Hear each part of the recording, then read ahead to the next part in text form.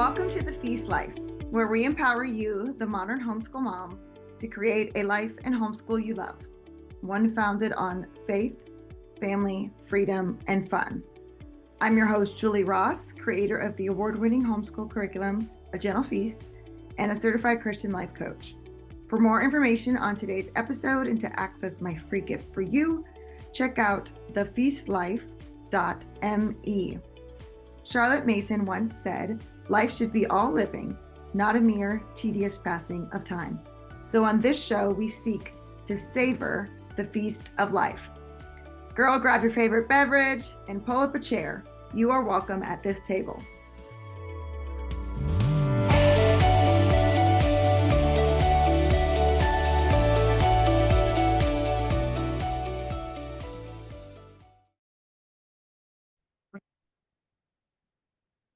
So if you're not familiar with me, my name is Julie Ross. I'm the founder of A Gentle Feast, a complete Charlotte Mason curriculum for the entire family. And these are my kiddos. So my oldest is 23. She just graduated with a degree in graphic design. Then my second daughter will be a senior at USC in the fall, and she's studying neuroscience. And then I have a 16, 15, and 13-year-old. So yes, I have lots of teenagers, lots of fun. It has been a wild ride for the past 20 years. I was a former public school teacher and the founder of a private Christian school. And so when I first started homeschooling my kids, I went back with what I already knew, which was traditional schooling. And all my kids had different workbooks for different subjects, and we were all trying to do different things. And plus I had 3 little babies. So I was, needless to say, a little overwhelmed. I was staying up till midnight on Pinterest, trying to print out things that we could do. Always felt like I was reinventing the wheel. And within 2 years, I was like, this cannot be what homeschooling is. I had this ideal in my head of reading great books and being connected and going on adventures with my kids. But that wasn't what was actually happening in our home. And most days I just felt like I was a drill sergeant trying to get my kids to do the next thing and get through this and check off these boxes. And so it was at this point that I started diving into Charlotte Mason's philosophy even more and reading through her volumes and trying to figure out, how do you take this beautiful philosophy and actually make it happen in your home on a Monday? And so A Gentle Feast kind of grew out of what I was doing with my own children. I am really excited and passionate about making this philosophy really simple and really practical for families, because it has transformed my family's life, and I want everyone to experience the joy of this approach. So let's dive in. So who's Charlotte Mason? I remember when I first started thinking about this, I had a friend and we were talking about it, and she said, "Charlotte Mason, I think I've heard of her. Isn't she like one of those hippies who thinks children should just play outside all day?" And as you can tell from the picture, Charlotte Mason's not a hippie. She lived in Victorian England, and she was a school teacher. And then she started giving a series of lectures to raise money for her church. It was through these lectures that her philosophy developed. She started a school in Ambleside to train governesses to go into people's homes. So she's the only educational philosophy out there for homeschoolers. She really felt that home was the best place for children to learn. But as her philosophy started spreading, she formed the Parents National Education Union, and families throughout the British Empire started writing to her. "Can we get your programs? Can you tell us what books to use? We want to start using this approach in our home." So mothers were actually starting to teach their kids at their houses using her approach. Then schools throughout England started using her philosophy as well. And then in the 1980s, the Andreolas went to England as missionaries, and they discovered Charlotte Mason, and they brought her writings back here and printed them, the original pink volumes. That is thanks to them. And then since the 80s, for the past 40 years, this philosophy has just spread like wildfire amongst homeschoolers here in the United States, because it is so powerful and such a beautiful approach to learning. So that kind of gives you a little rundown about who Charlotte Mason is, but let's dive in to what this approach actually is. So I like to start off with a really simple foundation here. So I can tell you the difference between our modern traditional education system and the Charlotte Mason approach. And believe me, there are a lot of differences, but I like to show you. And so I'm going to show you a very simple example And that has to do with books. The foundation of a Charlotte Mason approach is using what she called living books, real books that are told in a narrative style that capture the child's imagination and attention. And so we're going to do a little history lesson. This is Andrew Jackson, and I'm going to give a traditional kind of history lesson. And then I'm going to show you the Charlotte Mason approach. I'm going to stop my screen for a second so you can just see me for a second. Okay. So let's look at a traditional history lesson. So this is the traditional kind of textbook that you might have had when you were in school. I'm going to read it, but make sure you pay attention because there will be a test. America in the early 1800s was changing fast. In the North, workshops run by the craftspeople who owned them were being replaced by large-scale factories owned by business people and staffed by hired workers. In the South, small family farms began to give way to large cotton plantations owned by wealthy white people and worked by enslaved African Americans. Wealth seemed to be concentrating into fewer hands. Many ordinary Americans felt left behind. Hoping for change, small farmers, frontier settlers, and slaveholders rallied behind Andrew Jackson, the popular hero of the War of 1812 and presidential candidate in the 1824 election. They believed Jackson would defend the rights of the common people and the slave states. They had been bitterly disappointed in the way Jackson had lost the 1824 election because of a decision in the House of Representatives. During the time of Jackson's popularity, a number of democratic reforms were made. Many states changed their qualifications for voters. They lowered or even eliminated the requirement that men own a certain amount of property to vote or hold office. Political parties began holding public nominating conventions where party members chose the party's candidates. Previously, candidates were selected by party leaders. This increase of voting rights by lowering property requirements became later known as Jacksonian democracy. Jackson's supporters were determined that their candidate would win the 1828 election. The Democratic Party arose from these supporters of Jackson.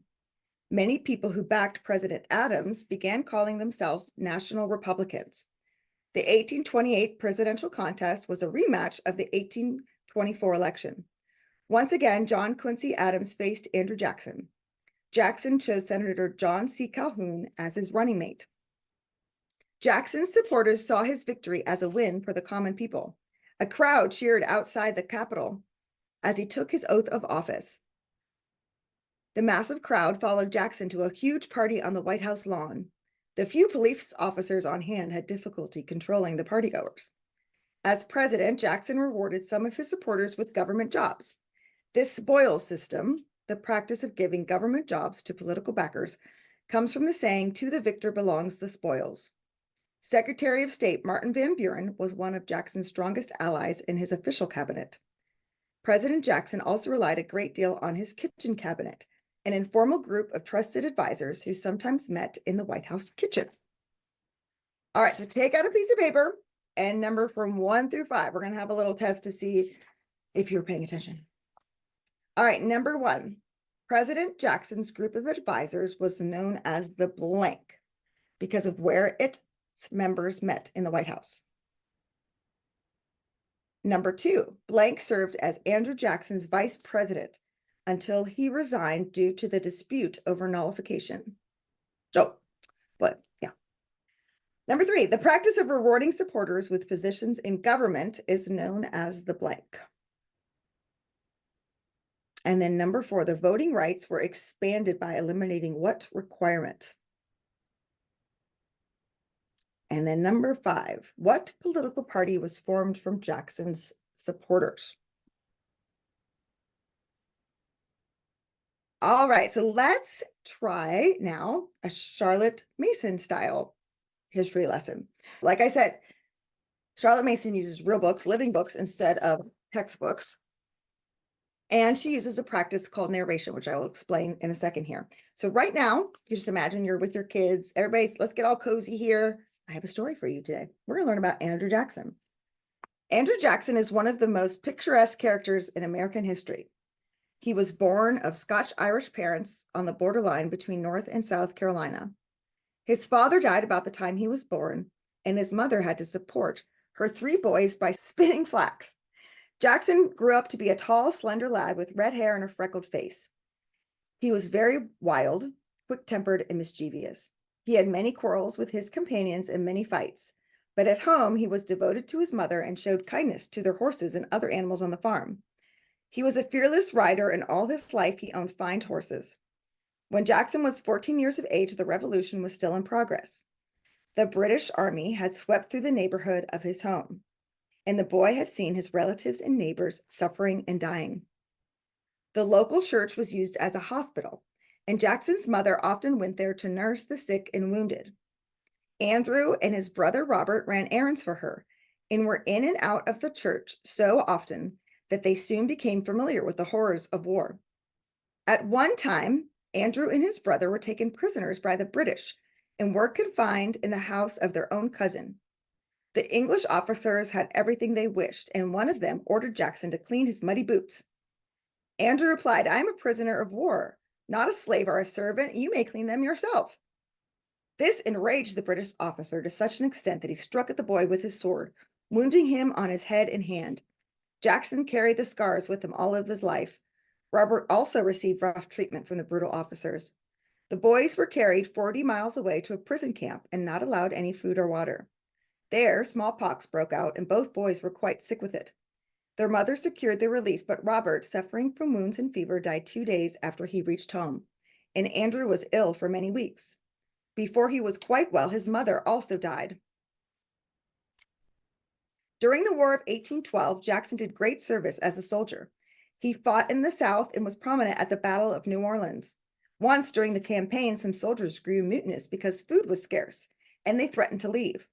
Jackson, with his arm in a sling, rode up to them and, taking his pistol in his free hand, said, "By the Eternal, I will shoot the first man that moves."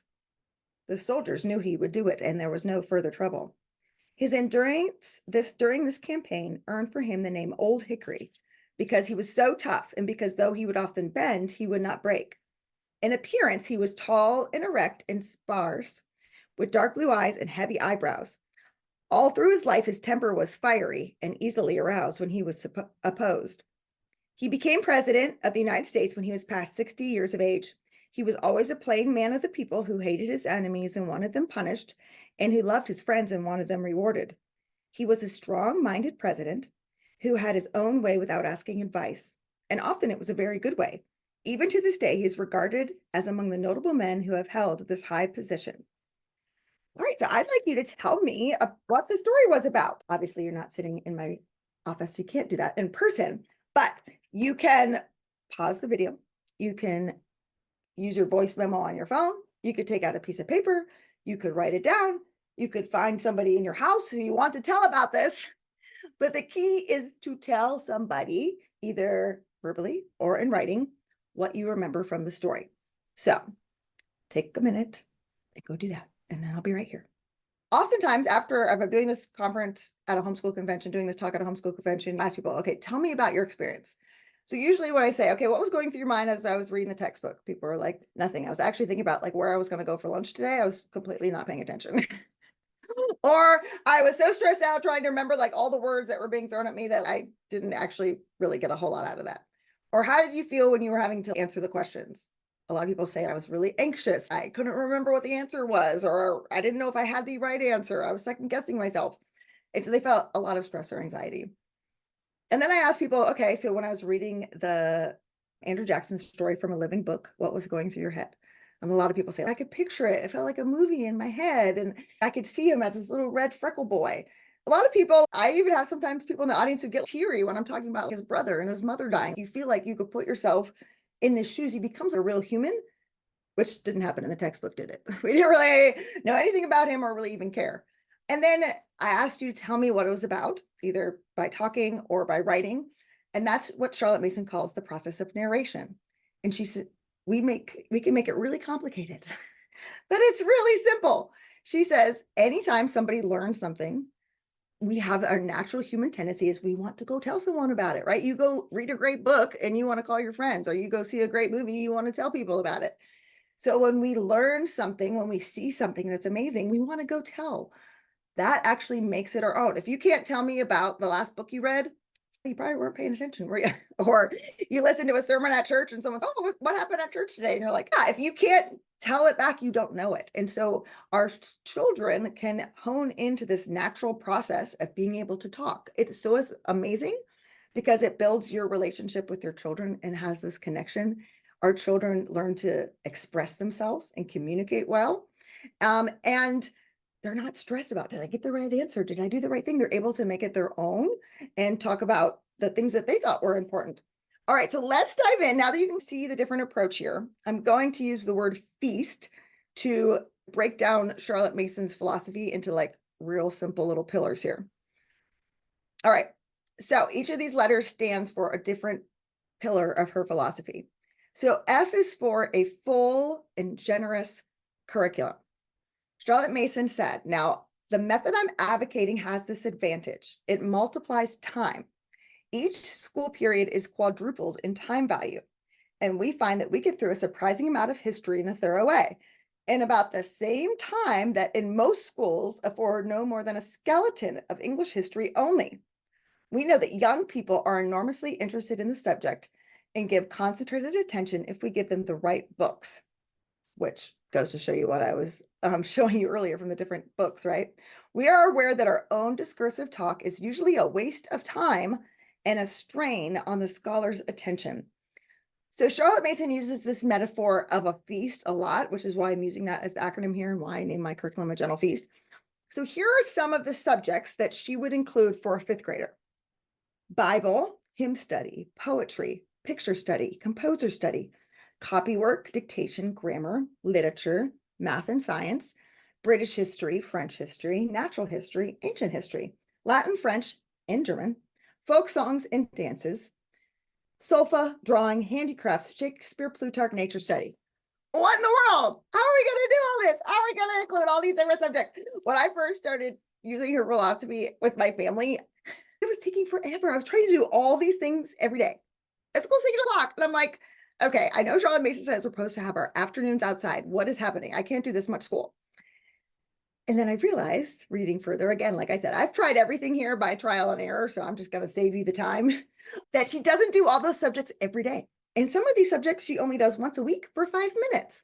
It's like a feast. Like, think of Thanksgiving dinner. You have all these different amazing dishes, right? You're not going to eat the same amount of serving of all of them or you explode, right? So you might just try one piece of that thing or one bite of this. And so that's what this feast is. It's exposing our children to a lot of different beautiful subjects, but we're not overdosing them by giving them huge amounts. The way that she can get through all these different subjects and provide this beautiful feast is she has short lessons and the teacher's not talking the whole entire time, so that they are coming in touch with the book for themselves, like I read you to you from that Andrew Jackson book. And because they're interested, they're excited, it doesn't take 45 minutes for a history lesson. It can get done in 20 because they're actually focused, they're paying attention, they want to know what's going to happen. And that's what happens when you use a living book over a textbook. Sorry, I need some water.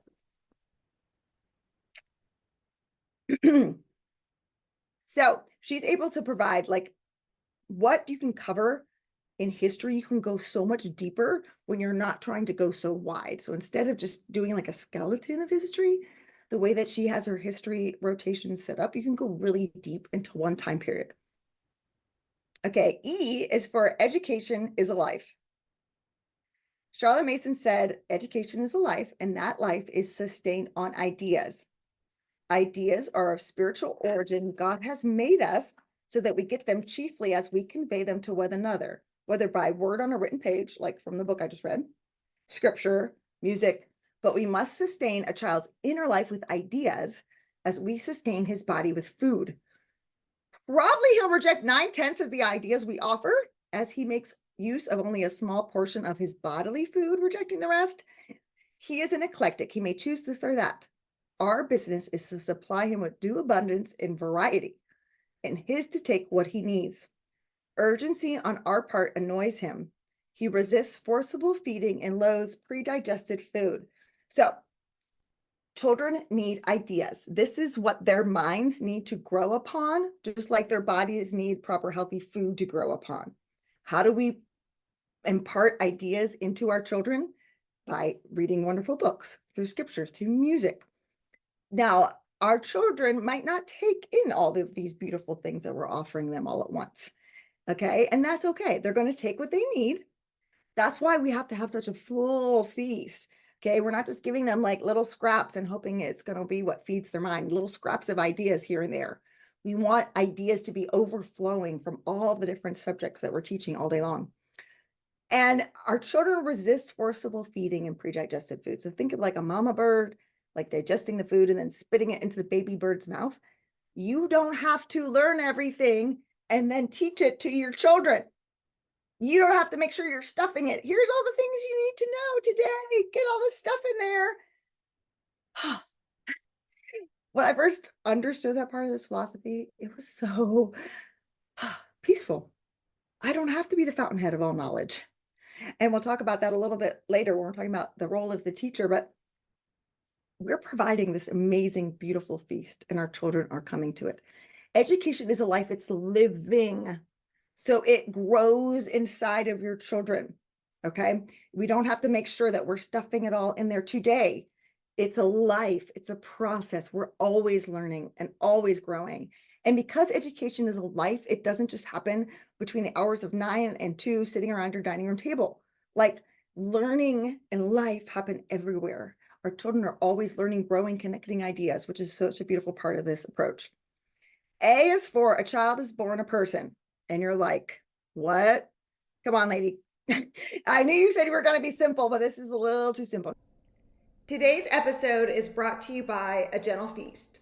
A Gentle Feast offers a complete living books curriculum, an award-winning early reading program, and more tools to equip you to apply Charlotte Mason's timeless philosophy into your modern homeschool. Go to agentlefeast.com to check it out. Smooth and easy days are closer than you think. Now, listen, this is Charlotte Mason's first principle. She had 20 principles of her philosophy. She started with that a child is born a person. And it was so revolutionary for her time. So think about when she's writing this. So she's writing in Victorian England where children were supposed to be seen and not heard, where children were just basically like property, right? And she's saying, no, child is born a person. They are born with unlimited potential.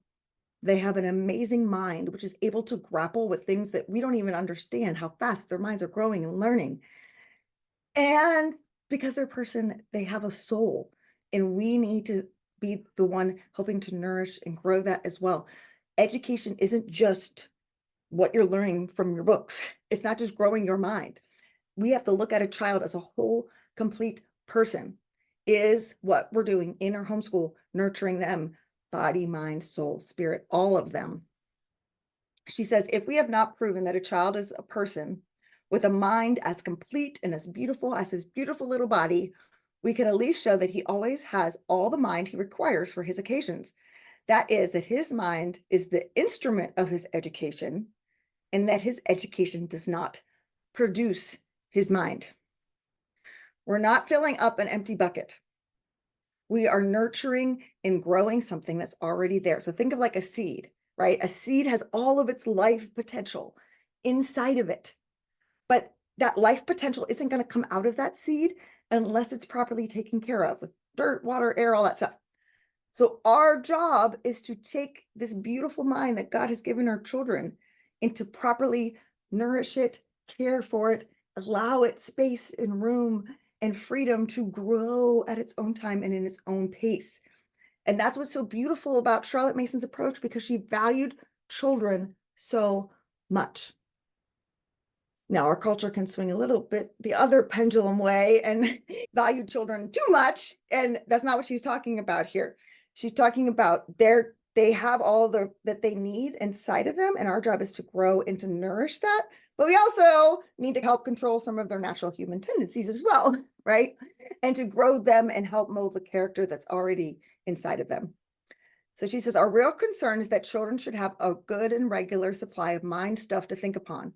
that they should have large converse with books as well as things, that they should become intimate with great men through the books and works of art they have left us, the best part of themselves. Thought breeds thought. Children familiar with great thoughts take as naturally to thinking for themselves as the well-nourished body takes to growing.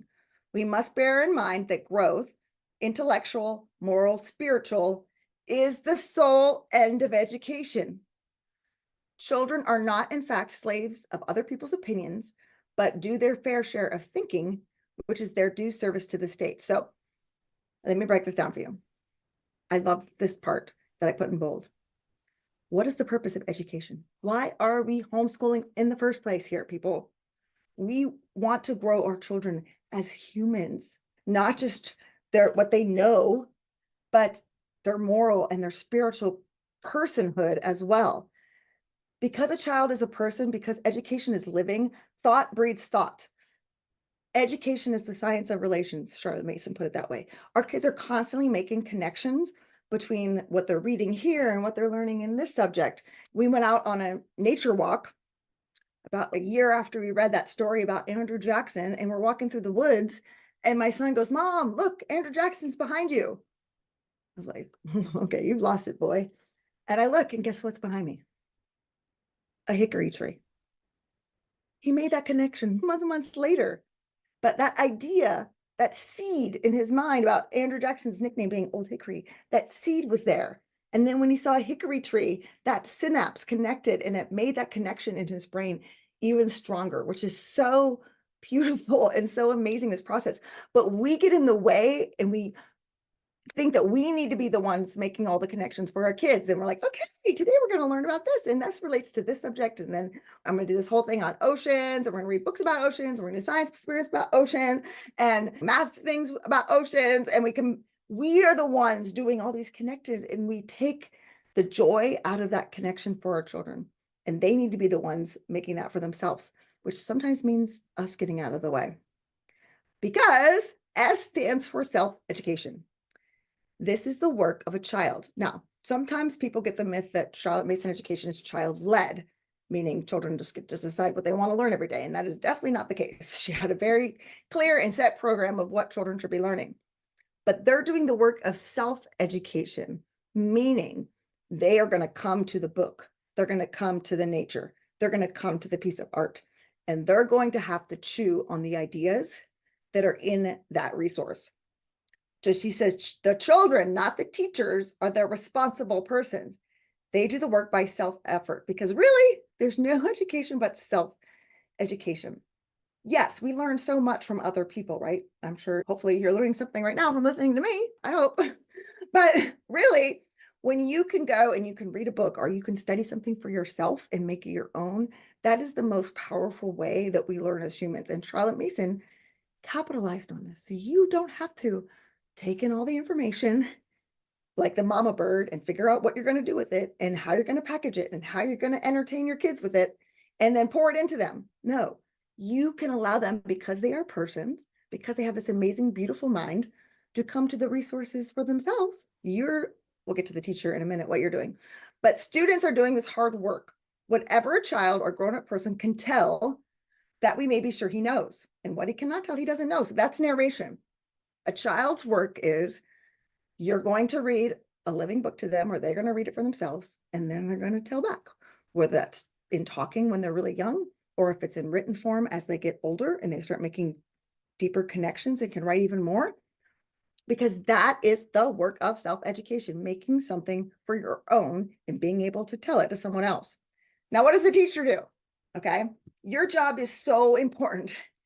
Okay, this isn't like laissez-faire, do what you want, learn what you want, read what you want, do whatever. Homeschooling, that's not this approach, okay? Your very important job is to prepare the feast, but then let the child savor the food as they will. So how do you prepare this feast? What are you doing? This is what Charlotte Mason said you need to do. Give children a wide range of subjects, with the end in view of establishing in each case some one or more of the relations I have indicated. Let them learn from firsthand sources of information. Really good books, the best going on the subject they're engaged upon. Let them get at the books themselves.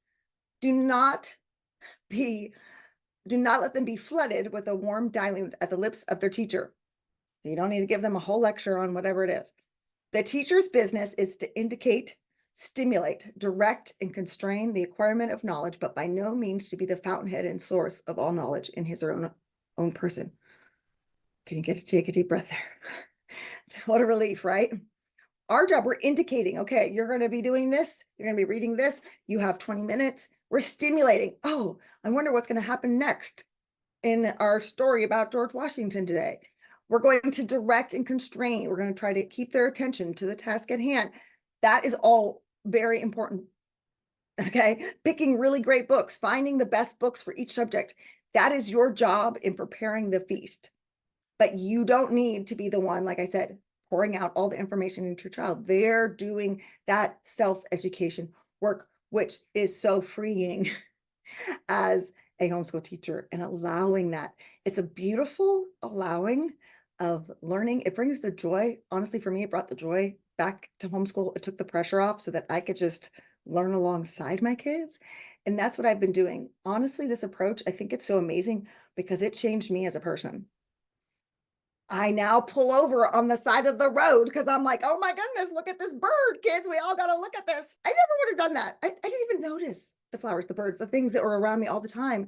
And now I can hear a piece of music and go, oh, that's so and so. Oh, that reminds me of this thing we read about in this book. And I'm building the science of relations. I'm building all these connections for myself. And I know if it can change me at this age, it's definitely going to be changing my kids with their growing brains and all the things that they're learning as well. Okay. When I used to give this talk, I would always get asked at the end, okay, this sounds really beautiful and lovely, but does this actually work? Like, how many kids who have gone through Charlotte Mason's approach, go to college, what kind of jobs did they get, what are their SAT scores, all that stuff, okay? I just started including this in the talk. So does this actually work? Charlotte Mason says, the question is not, how much does the youth know when he has finished his education, but how much does he care? And about how many orders of things does he care? In fact, how large is the room in which he finds his feet set? And therefore, how full is the life he has before him? A lot of people finish our modern education system and they don't care. Or they go to a four-year college that's a bunch of busy work and they're completely burnt out. They're not inspired. So what really makes a difference? It's how big is this room? How many things have they learned about and got to experience? I want my children to have this full life that's going to shape them as a complete person. And what's so fascinating is that Google came out with a study called Project Oxygen to study the top skills that their top employees had. And here's what the results were.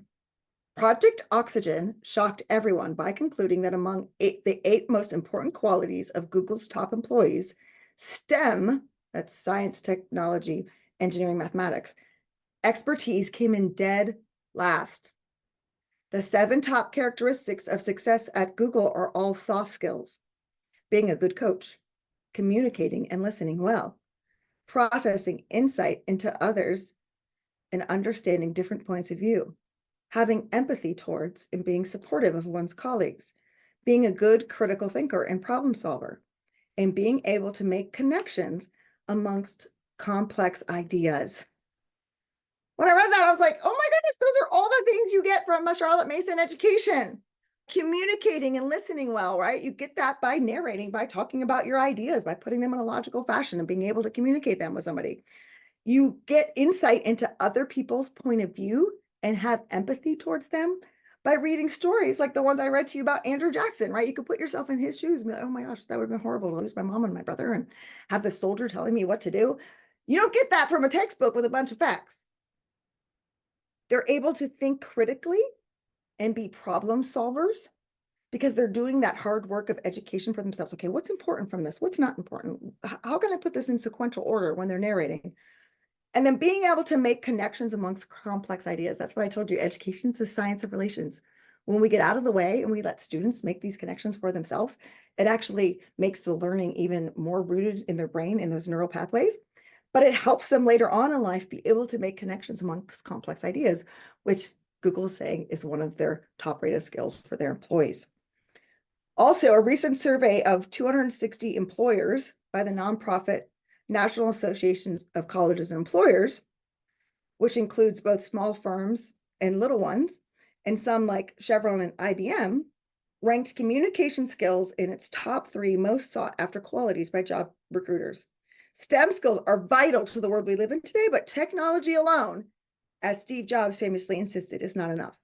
We desperately need the expertise of those who are educated to be human. We are raising humans. We're not just filling buckets here. And that is why a Charlotte Mason approach is so powerful. So if you want to learn more, the 2 books I recommend for everybody getting started on this philosophy, For the Children's Sake and A Charlotte Mason Companion. You could also listen to my podcast on YouTube, The Feast Life. Talk a lot about Charlotte Mason's philosophy and approach. You could also dive into reading her original writings. So if you're new and you're just wanting to dip your toes into this, I have a few simple little things that you can try. So first of all, nature study. So Charlotte Mason had short lessons. They were done by lunch so that they could go outside and explore. So there's a million resources out there. Find something. It's summer. It's a perfect opportunity to go, depending on where you're living, what's growing, what do you see, what birds, what nature. Just go out in nature. Don't make it too complicated. Short lessons. So how can you take what you're already doing and instead of trying to do a 45-minute grammar lesson, make it a 10-minute grammar lesson and see how much more effective it is when your child is focusing for 10 minutes instead of trying to focus for 45 minutes. Because y'all, like the adult attention span now is less than a goldfish. But we're expecting our students to, little kids, to pay attention for 45 minutes to a grammar lesson. That's just not realistic, people. So start to shorten the lessons you're already doing. You can try morning time is a great place to start. I'll mention a resource here in a second. But basically, morning time is a time to come together as a family to look at beautiful art, listen to beautiful music, read beautiful poetry, get your minds and hearts prepared for the day. Only takes a few minutes, and there's a million resources out there for that as well. And try to read one living book, and then have your children narrate, tell you what it was about. Summer's a great time to do that. Just book a read aloud that you could read when it's really hot outside, come in the afternoon, and then start to read them chapters of these stories or these books that are told in a narrative fashion and ask them to narrate. These are all 4 simple, little easy ways you can start to see if this approach might be a good fit for you.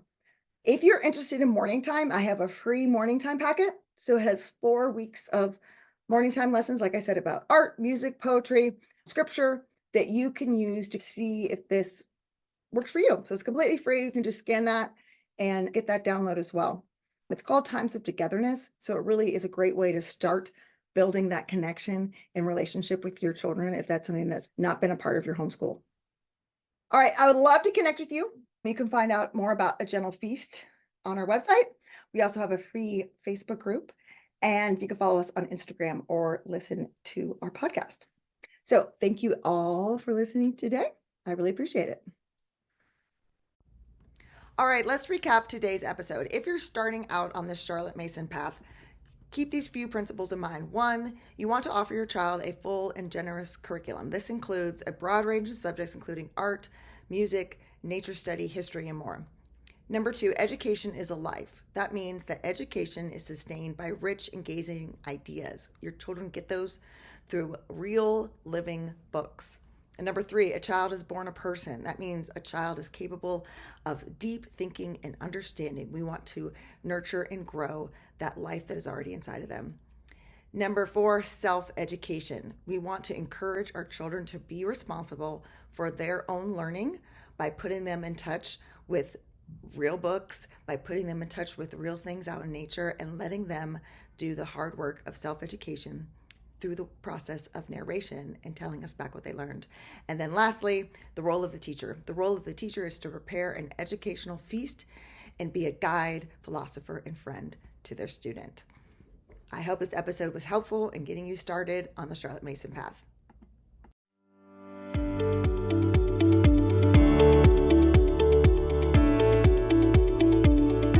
Hey there, Julie Ross here. I just wanted to say thank you for listening to today's episode. If you like this show, it would mean the world to me if you would leave a positive review in iTunes. This really does help people learn about the podcast. And each month I will pick a winner to receive a free gift. Don't forget to check out all the free resources we created for you at thefeastlife.me. Thank you.